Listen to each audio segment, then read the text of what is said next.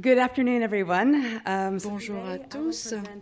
Alors, je vais vous présenter aujourd'hui le taux de létalité des individus qui ont reçu le vaccin contre le MVE. Vous savez que ce vaccin était très efficace pour baisser le risque de MVE pendant la 10e épidémie d'Ebola qui a eu lieu dans la République démocratique du Congo. Une efficacité de 84%. Ça veut dire que certaines personnes qui ont reçu le vaccin vont déclarer la maladie quand même. Et ceci souligne l'importance de décrire l'efficacité du vaccin pour lutter contre la gravité de la maladie et les taux de décès. Pour le premier et les deuxièmes objectifs de notre analyse, nous avons envisagé le temps entre la vaccination ou la non-vaccination et la déclaration des symptômes en fonction du statut vaccinal. Et je vous dirai tout à l'heure quelle définition nous avons donnée au statut vaccinal. Le premier objectif, c'est d'évaluer le taux de létalité, c'est-à-dire le nombre de décès EVD positifs divisé par le nombre total de patients EVD positifs en fonction du statut vaccinal. Le deuxième objectif, c'est d'évaluer les valeurs de seuil du cycle à l'admission en fonction du statut vaccinal. Et pour le troisième objectif, nous regardons le temps entre la vaccination et l'administration du traitement spécifique MVE pour explorer toute interaction positive ou négative entre le vaccin et le traitement.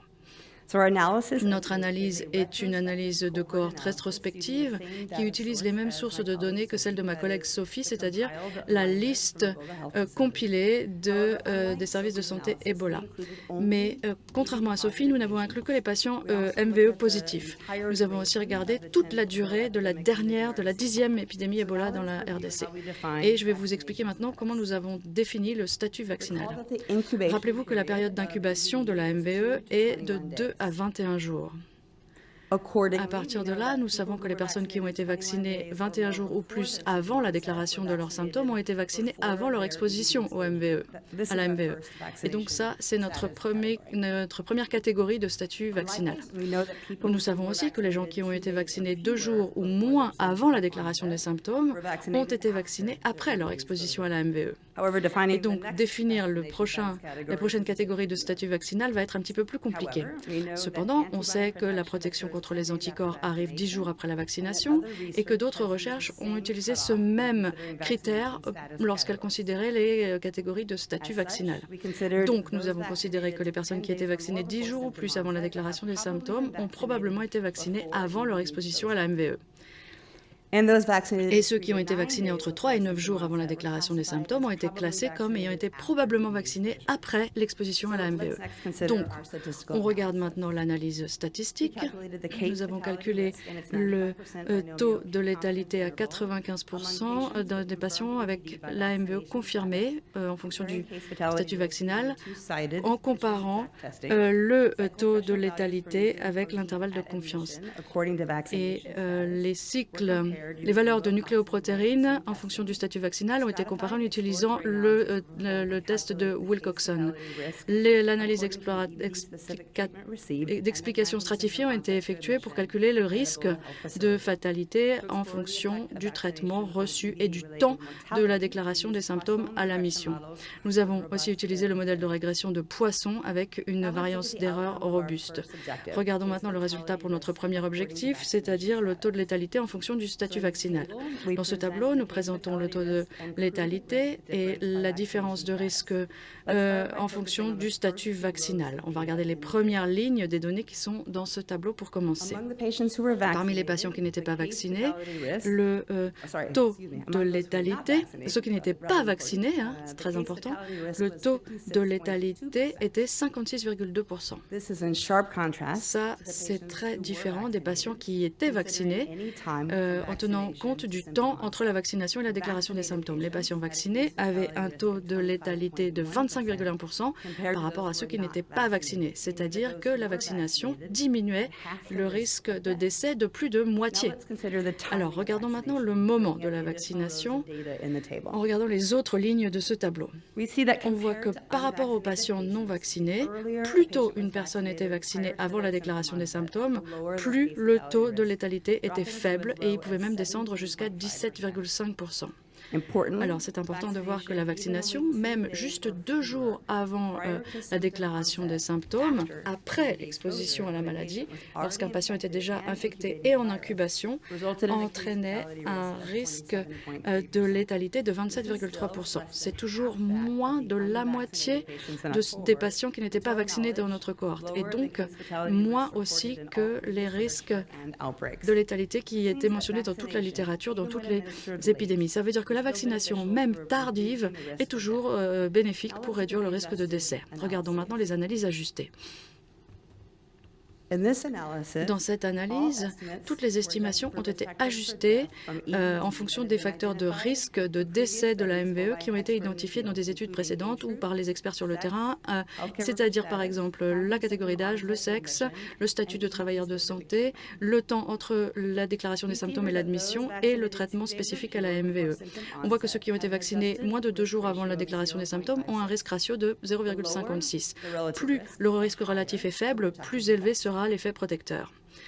Ceux qui ont été vaccinés entre 3 et 9 jours avant la déclaration des symptômes ont un risque ratio non ajusté de risque ratio ajusté de 0,44 et ceux qui ont été vaccinés 10 jours ou plus avant la déclaration des symptômes ont un risque ratio ajusté de 0,40.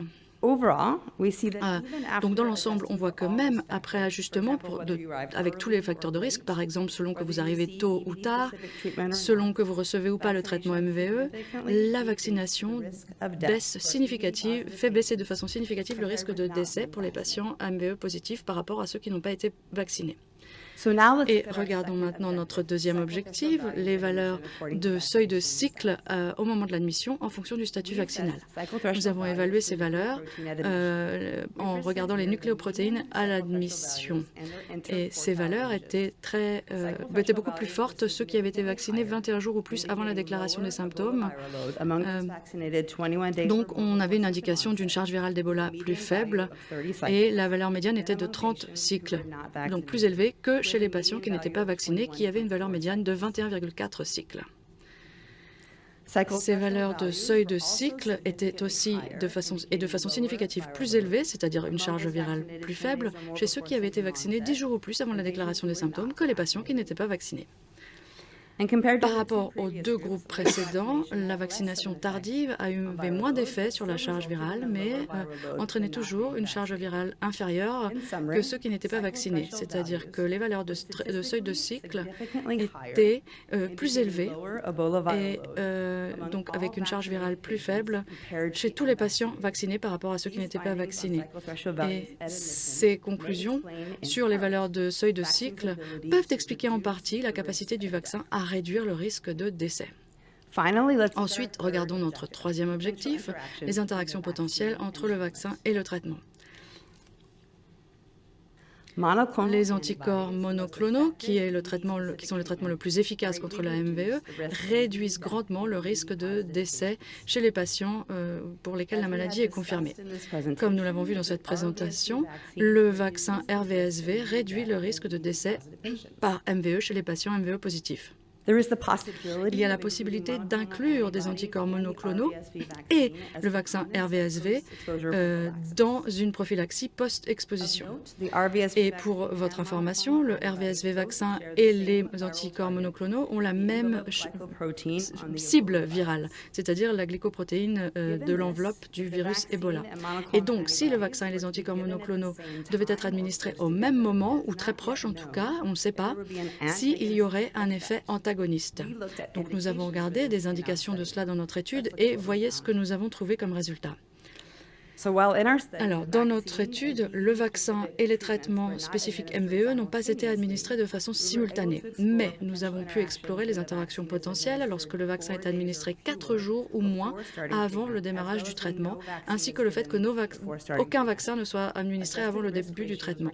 Les risques ratios ajustés ont été calculés en tenant compte de l'âge, du temps entre la déclaration des symptômes et l'admission et du traitement spécifique MVE. Un risque ratio au-dessus de 1 est considéré comme étant antagoniste, c'est-à-dire qu'il y aurait des preuves d'une interaction négative entre le vaccin et les anticorps monoclonaux, alors qu'un risque ratio en dessous de 1 est considéré comme étant non antagoniste, c'est-à-dire aucune interaction négative entre le vaccin et les anticorps monoclonaux. Donc, par rapport à ceux qui ont été traités mais pas vaccinés, les patients qui ont été vaccinés et traités avec le Regenen ou le MAB 114 ont un risque ratio ajusté de 0,29. Ceux qui ont été vaccinés et traités avec le ZIMAP ou le Remdesivir ont un risque ratio ajusté de 0,73. Et ceux qui ont été vaccinés et traités avec n'importe quel traitement spécifique MVE ont eu un risque ratio ajusté de 0,68. Même si les résultats ne sont pas statistiquement significatifs, probablement parce que la taille des échantillons était très faible, puisque comme tous ces chiffres sont en dessous de 1, on ne peut pas conclure qu'on n'observe pas d'effet antagoniste. En conclusion, la vaccination au RVSV a réduit grandement le risque de décès, même lorsqu'on ajuste pour les variables spécifiques au virus, au traitement contre le virus, au groupe d'âge, au sexe, au statut de travailleur de santé et au temps entre les symptômes et l'admission. On a peut-être un effet observé entre la réduction des effets du RVSV et la réduction des risques. Les patients avec le VD qui étaient vaccinés avaient des valeurs de seuil de cycle plus élevées à l'admission par rapport aux patients qui n'étaient pas vaccinés. Cette différence augmentait en même temps que le moment entre la vaccination et la déclaration des symptômes. De plus, nos résultats suggèrent qu'il n'y a pas d'effet antagoniste entre le vaccin et le traitement par anticorps monoclonaux, même lorsqu'ils sont administrés à un intervalle de temps très court l'un de l'autre. Il est important de vacciner aussitôt que possible pour réduire le risque d'infection, comme ça a été démontré par ma collègue Sophie. Mais même une vaccination tardive va réduire le risque de complications sévères de la MVE, y compris le décès. La vaccination, mieux vaut tard que jamais. Nos résultats montrent la possibilité d'utiliser le vaccin comme prophylaxie post-exposition. Et c'est très important aussi parce que certains patients MVE positifs mourraient quand même, donc le vaccin doit être envisagé en tant que prophylaxie post-exposition en association avec des traitements spécifiques à la MVE. Et je voudrais remercier nos partenaires, nos collaborateurs et nos patients pour leur contribution à cette recherche et je vous remercie de m'avoir écouté.